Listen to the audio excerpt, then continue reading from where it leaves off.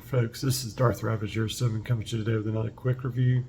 I got the set back of this, and with the purchase I did within the last couple of days, I felt this warrants opening this awesome 4-pack. Make sure to like, share, subscribe, all the stuff down below. Thanks again to all those who have done so. Let's crack this open and get this on the review table. We have the vintage class, the rescue set. Comes with a Dark Trooper, Mandalorian, Grogu, and Moff Gideon, and it looks really great here on the front of the box. On the top of the box, you have some toy world building art there. On the back of the box, you do have more of the same, and on one end, you got the rescue set, and it's a little brief spill there if you want to take a look at that and read that. And on this end, just some details, what it looks like, one of those holding cells. Pretty neat package altogether. I don't think this was, yeah, I think it was at retail, so there's that if it helps you guys find that still. I want to say I saw it on Target online still for on sale for like $75 and some change. And anyway, let's get this opened up and take a closer look at what's inside that sleeve. So as you undo the tape, you get this coming out of the sleeve, and you have Dark Trooper and Din Djarin right here. You got in the back there, you do got, hang on one second. I'll shed some light on the subject and scoot this in here closer. You got Grogu and Moff Gideon there with all the other goods that comes with Din Djarin with this set. And then this is a nice little thing to keep in box, but I don't keep things in boxes. And anyway, that's what that looks like right there. And you spin it around and you get more of those holding cells along the back, and nothing on the bottom and nothing on the top. I think this is what it was supposed to do. If you tear the sleeve off and boom, there it is. And I hate that I tore the edges on this side, especially right here where it's got the whole thing behind it, and that whole last season 2 grand finale there, that was so awesome, which is going to lead in my next review with the other character that's not with this. I feel it should be with this to warrant that price, but enough of that. Let's get it out of the box and take a closer look at these figures. And here is side A on the turntable with the flame effects in place, standing there looking absolutely incredible. I am really loving the detail and the work put into this, and the fact that these two actually stand while I'm turning the turntable is another feat in of itself. On side B, you got Grogu with all the other goods that goes with Mando and Moff Gideon there. So we'll crack that side open here in just a minute, but I just wanted to get a 360 of this excellent looking vintage class Dark Trooper and Din Djarin. It just looks amazing, guys. I really do like everything about that. It looks like this is the whispering birds trailing out of there with his blowtorch, and he's definitely trying to incinerate him. It's just a hat tip and a nod to the classic technique that Boba Fett used to do, and this guy is made in the image of Boba Fett, and I guess is why I'm so drawn to this series, like so many of us are. I mean, the nostalgia factor goes to the roof while moving it forward, and I love the tattered of the cloth goods, the cloth soft goods there. I like the soft goods cape, and I like that it's stitched to be worn the way he needs it to be. Really, really, really great with the flame effects. I'm going to get this stuff off of there and then take a look at the figures themselves and their articulation points. Taking a closer look, minus the flame effect that was wrapped around the Dark Trooper, but that battle damaged face is just awesome. I thought that he had like an alternate head, or this stuff would actually come off, but it's actually molded into the head. The head can go all the way around there on a swivel. This has got really good articulation for the 3 3/4 inch figures there. Love the detail in the chest. He's got some wiggle waggly right there. Wish all that had that. You can go all the way around if need be there at the upper chest there. No waist that I can tell at all due to all the bits and the stuff, and Din Djarin's the same way. He doesn't have a waist. He's got that upper torso. The arms can go way out to the side there. and that doesn't get in the way, nor does it flex like the Black Series counterpart. That's okay. Can go up that far, can go back that far. That elbow goes backwards and forwards. Being a droid, it's got like crazy articulation. You go all the way around at the wrist here. It has an axis, or you can go like this and go backwards with it. You can go forward with it like this. And I kind of wish that these had an extra set of hands, because this is just made to hold the gun on this side, while this are under the gun like that. So I kind of leave them like this. And then on this other side here, we got up that far, back that far. You got the elbow doing the same thing. You got the lower bicep, I guess, swivel there, wrist swivel to get those different kind of crazy poses. It will hold its gun handle right here in this hand, but it'd be nice to have those punching fists. And I guess that's what comes with the other, like, sold separately stuff. I've got one of the ones that is normal and sold separately. They were just, I want to say it was like $27 because of all the stuff that comes with it. And I only got one extra one. So now I've got a battle damaged Dark Trooper that Din Djarin messes up. I got another one I've not opened yet. I need to pull it out and get it out in the near future. So I'm gonna set him off to the side here, along with this flame detail. Just kind of cool how that drapes back up underneath it, and his pistol, so we don't lose it there. I forgot a couple other points of articulation. It can go up that far, go back that far. Well, it can do kind of the splits, do the way that's made there. And then it's got an upper thigh swivel there. That has got a crazy bit of articulation for 3 3/4 inch. Really do love this figure a lot. So now let me get into Din Djarin. As I was not a huge fan of figures that didn't have the good articulation options there growing up with the 5 points of articulation that the other ones were. This actually just comes off there. This comes off of here, and you set those aside.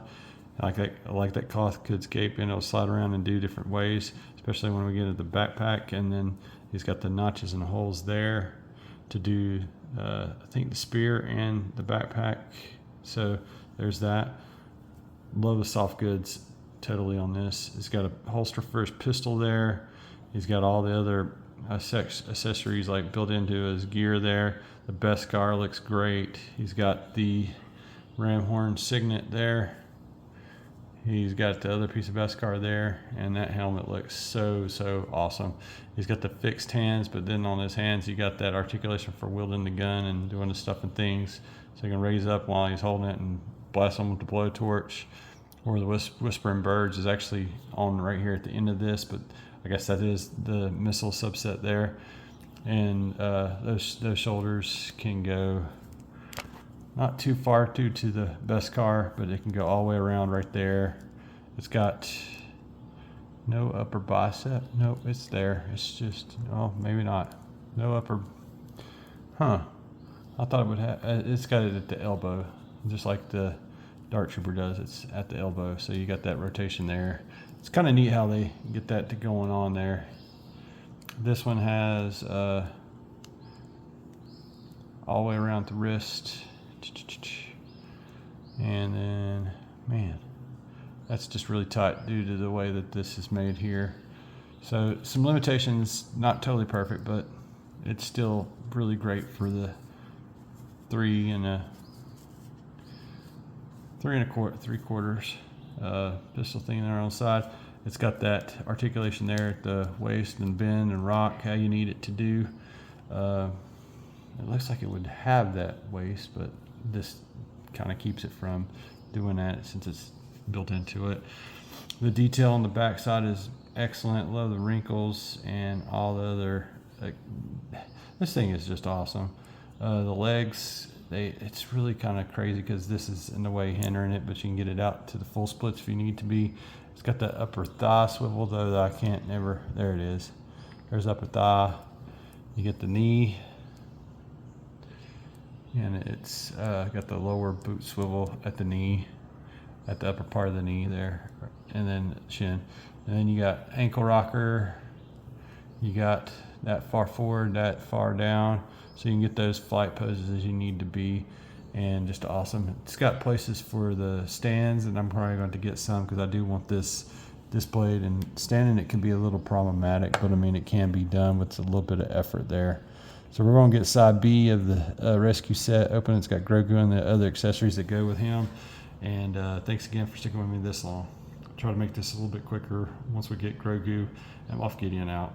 Love how side B is basically the light ship cruiser's prison hold, and it's got all the other Beskar and Moff Gideon and Grogu. Let's get them out of there. Thanks. As for side B, I discovered that I forgot the Beskar spear. There that is. It has a little tip right here. If I can get it in my fingertips. That is the tip of the Beskar that can go in the inside of the Dark Trooper's helmet to make it look like he's been stabbed completely through. It was really cool that they included that. Even though it's the tiniest little accessory I've ever seen for a 3/4 inch or anything like that. We got the Phoenix armor. That looks absolutely magnificent. Can't wait to get that on the backpack and put it back in the M1. We got a couple of those fists I was hoping for. They were just buried in there and are awesome inclusions. You have Din Djarin's blaster off his hip and cuff. And then you also have Moff Gideon's blaster goes off his hip there. So we'll get those on there. And we're also going to look at real quick. Let's get this adjusted and boom. We got Grogu there cuffed. This is how he comes with the set. If I can get this thing to focus up. He's got the peach in his ears, the cute little black eyes looking ahead, extremely well detailed, and no cloth goods, just molded robe. And I don't know if his head's got any his head's got some articulation there. It looks like those cuffs can come off, but I don't want to push it or stress anything. I'm gonna Grogu to the collection. And then there was Moff Gideon and the dark saber that belongs to several of the folks. Bo-Katan, I think, is who he said he stole it from in the show. And I keep on having to almost sneeze there. Sorry about that, guys. He's got a lot of neat articulation here too. Cloth goods cape, corded just like it is in the show. Kind of worry about this over time. Looks to be super glued on there pretty good, but love the cloth soft goods. The articulation is just like Din Djarin. He's got that outward movement that you're not going to get it past that skirt because it's hard molded plastic. He's got the upper thigh swivel. He's got that much in the knee.